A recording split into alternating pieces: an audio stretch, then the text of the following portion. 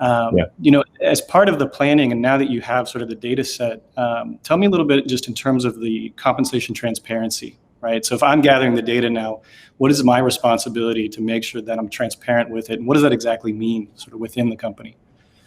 Yeah, this happens all the time, or this comes up all the time. Like, transparency to some is, hey, we should be showing, base salaries and equities for everybody in the organization. Now, we don't believe that's probably the best use of data. I think, when we talk about transparency, it's around the ability to transparently talk about your programs and your strategy, right? You have to be able to get to a point where you can communicate your overarching philosophy that ultimately links to the programs that you're going to deliver, right? Whether it's the merit cycle, the promo, refresh, performance cycles, they have to be thoughtfully communicated to your employees. And more importantly, those are the actual drivers that, support what's been planned from a finance and a burn and a dilution perspective, right? So when you think about going off and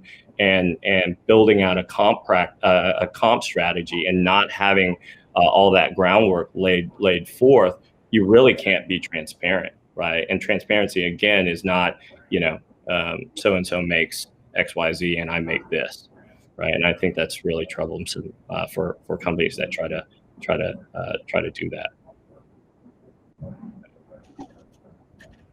Yeah, and again, going back, I mean, it requires that you have an informed plan, right? And you have that data, and homework, so to speak, done ahead of time.